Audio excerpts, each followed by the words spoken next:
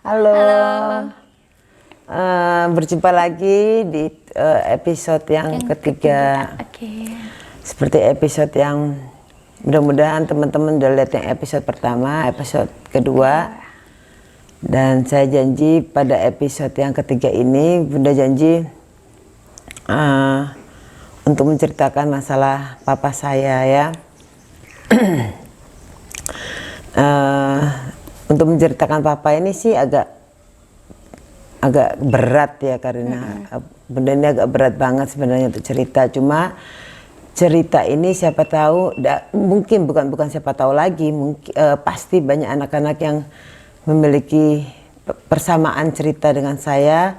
Cuma dampaknya memang berbeda karena dari cerita-cerita yang tadinya episode pertama, episode kedua itu saya sudah menjelaskan dampaknya. Ya, saya terkena insomnia selama 7 tahun dan saya mengalami begitu banyak percobaan dari usia kecil sampai besar ya. Nah, di sini saya mau menerangkan masalah papa adalah supaya bagi yang melihat video ini untuk tahu dan berbagi permasalahannya. Pasti di antara kalian ada yang mengalami hal yang sama dan merasakan apa yang saya rasakan gitu ya. Apakah itu adil atau tidak, nanti kalian sendiri yang menilai gitu. Tapi saya merasa penting untuk mengungkapkan ini di konten ini, untuk yang merasakan hal yang sama. Ingat, kalian tidak sendiri karena saya juga merasakan hal itu. Jadi papa itu sudah meninggalkan saya sejak umur 1 tahun, dan ketika itu mama saya mengandung adik saya yang kedua. Singkat cerita, di situ mama mengalami hal-hal yang sangat luar biasa. Makanya di episode yang pertama saya bilang bahwa mama saya juga mengalami stres ya, bisa dikatakan ya, saya sendiri bisa mengatakan bahwa dia depres dengan keadaannya itu. Dan mama dengan akhirnya melahirkan anak pertama, anak kedua, mendapatkan surat dari papa untuk pergi ke, singkat cerita ini ya, untuk pergi ke Lamongan untuk mencari papa. Bukan untuk mencari papa, untuk menemui papa. Dan konsekuensinya dengan menemui papa, dia harus keluar dari keluarganya. Nah, dulu mama dijodohkan sama papa, dan karena papa itu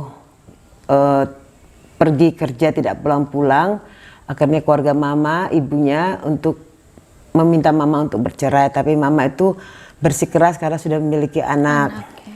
Nah, akhirnya mama dapat surat dari papa dan singkat cerita pergi ke Lamongan. Sampai di Lamongan ada hal-hal yang mereka tuduhkan ke mama. Akhirnya terjadilah perpisahan itu. Dan mama juga cerita dengan membawa 2 orang anak kecil, dia harus kerja di rumah makan Padang. Dia terlunta-lunta di Surabaya, terlunta-lunta untuk beberapa bulan di Surabaya dengan bawa anak yang masih balita dan anak kecil. Nah, pada saat itulah setelah berapa bulan dia terlunta-lunta dan bekerja di nasi Padang dengan bawa 2 orang anak kecil, yang satunya masih umur hampir 2 tahun, yang satunya masih balita. Dan akhirnya ditolonglah dengan seseorang yang akhirnya dikenalkan sama papa suami yang kedua, yaitu papa adik saya, Ita ya. Nah, papa yang kedua itu sebelum itu papa saya katanya ketika mama sudah menikah, papa saya kembali dari pekerjaannya entah di mana. Saya juga kurang pasti. Sebenarnya saya tahu tapi kurang pasti taunya. Jadi saya tidak mau memberitahu di sini. Jadi papa itu katanya mencari saya dan adik saya. Tapi mama bersikeras untuk mempertahankan kita seperti itu. Dan papa saya katanya juga berjanji untuk membiayai kami pada saat itu jika ada apa-apa. Tetapi entah kenapa karena mama sudah menikah, jadi akhirnya dengan sendirinya itu kehilangan kontak ya, kayak gitu. Nah, setelah sekian lama sampai usia saya lulus SMA, dan waktu itu akhirnya saya bekerja, mencari pekerjaan. Saya bekerja di restoran dan bar di Balikpapan. Dengan gaji pertama, saya mencoba untuk mencari papa ya. Waktu itu gaji saya mungkin sekitar 150.000. Saya mencari papa sama adik saya yang kedua, yang satu bapak yang dalam kandungan tadi itu, yang sekarang udah besar. Dengan naik kapal, cari di Surabaya, bertemu dengan salah satu keluarga di sana. Dan keluarga yang di sana itu, yang saya juga benar-benar saya tidak ingat siapa namanya, tapi dia sudah tua. Hanya alamat itu yang mama saya ingat pada saat itu.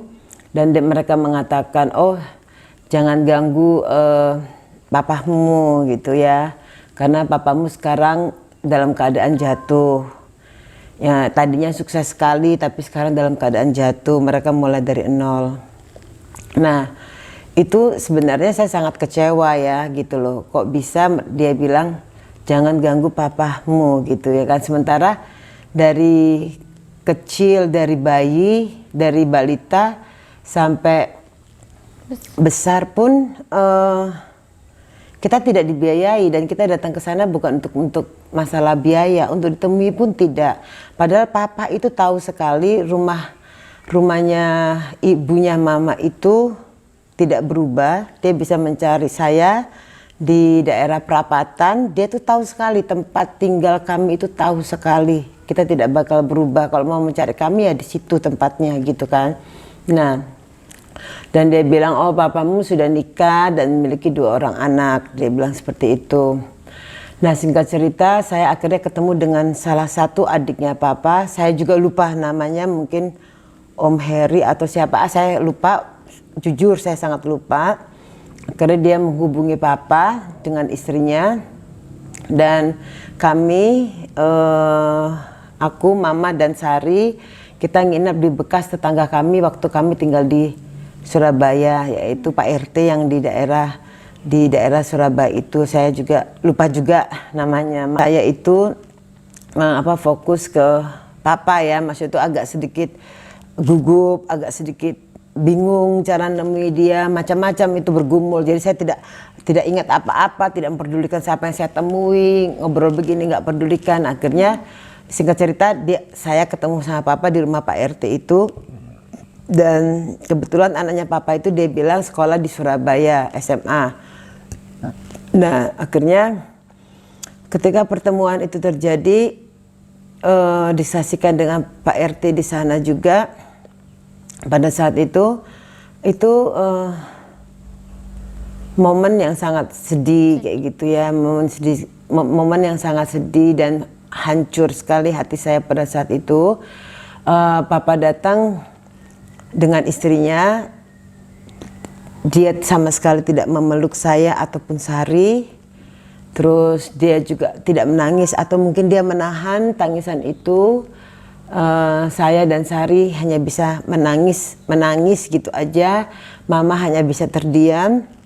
Dan ketika papa saya memulai untuk berbicara waktu itu, saya kurang tahu apa yang dibicarakannya. Tapi karena kita menangis ya, gitu ya, kita berdiri agak jauh gitu dari papa. Kita dekat dengan papa dan papa dengan istrinya. Tiba-tiba istrinya bilang ke kami, jangan panggil papa, kamu panggil Pak D. Kayak dia bilang seperti itu. Karena papamu sudah punya 2 orang anak. Dan dia sayang sekali sama anak-anaknya. Dan anak-anak kita, anak-anak papamu tidak tahu kalau dia punya anak dari istri pertama. Terus dari situ pula kami baru mengetahui bahwa menurut istrinya papa ketika mereka menikah, istrinya itu tidak tahu kalau papa itu sudah pernah punya anak seperti itu. Singkat ceritanya seperti itu. Nah nah akhirnya kita tambah nangis. Akhirnya mereka bilang, ayo kita supaya kamu lihat adikmu, supaya lihat anaknya papa yang pertama, bukan adikmu ya. Supaya kamu lihat anaknya papa yang pertama yang sekolah di SMA, yang SMA di Surabaya. Kita dibawa ke mall, kita tidak tahu mall apa itu, makan sebentar. Terus papa saya telepon anaknya. Terus tidak lama anaknya datang, tapi anaknya itu tidak dekat dengan meja kami. Dia sangat jauh di sana mereka. Jadi intinya kita tuh hanya disuruh cuma ngelihat aja gitu ya. Dan kita nggak boleh panggil papa. Dan setelah itu anaknya datang, tidak lama kemudian kita pergi masing-masing. Hanya sesingkat itu kejadiannya ya. Mungkin kalau sambil perjalanan ke mall itu mungkin sekitar 2 jam atau 1,5 jam seperti itu. Dan kita pulang dengan keadaan hampa seperti itu. Dan saya pulang ke Balapan dulu pakai kapal, dan setelah itu Sari dan Mama tinggal di rumah karena dia juga harus cari hutangan untuk pulang ke rumah. Terus saya kurang tahu pasti apakah Papa membayar untuk Sari untuk pulang atau tidak gitu ya, saya kurang tahu pasti karena waktu itu ada pembicaraan untuk kasih uang untuk pulang kayak gitu, tiket aja gitu ya. Nah sejak saat itu hidup kami itu masih sangat sulit, tapi kami tidak sedikit pun pernah atau berharap untuk menuntut biaya dari mereka, tidak. Akhirnya saya melanjutkan hidup saya, terus karena saya masih sangat merindukan seorang ayah, saya pernah pergi ke Jakarta, tinggal di tempat teman saya, dan saya menginap di sana. Saya mendengarkan kabar kalau papa itu tinggalnya di Cikampek gitu kan, pindah ke Jakarta. Akhirnya dari sana saya tuh mencari lewat pakai bis waktu itu. Pakai bis kah, pokoknya kendaraan apa gitu ya, yang untuk pergi ke Cikampek waktu itu. Pokoknya kendaraan umum ya, bis kecil atau gimana gitu ya, ke Cikampek, ditemani dengan pembantu teman saya itu. Nah teman saya juga laki-laki pada saat itu, tapi kami betul-betul pure berteman gitu, dan dia ingin menolong saya pada saat itu untuk bertemu dengan papa saya. Singkat cerita saya tanya di Cikampek itu besar sekali ya, tetapi Tuhan itu Tuhan itu benar-benar luar biasa banget. Saya tanya satu persatu gitu, kenal nggak dengan yang namanya Askan Asrul Sani ya, terpaksa saya sebutkan namanya di sini karena ini adalah kisah saya pribadi. Saya adalah anaknya nomor pertama dari istri pertama, tidak ada yang kenal. Akhirnya ada satu toko waktu itu, saya cerita sama dia, Pak, saya lagi cari papa saya bilang gitu. Terus saya itu anaknya dia dari istri pertama dan dari Balikpapan. Terus toko itu langsung bilang, loh, oh Mbak anaknya Pak Sony, dia bilang gitu. Oh iya Pak, oh Pak Sony itu sering cerita kalau dia punya 2 orang anak di Balikpapan. Akhirnya dialah yang menunjukkan rumah tinggal papa di Cikampek.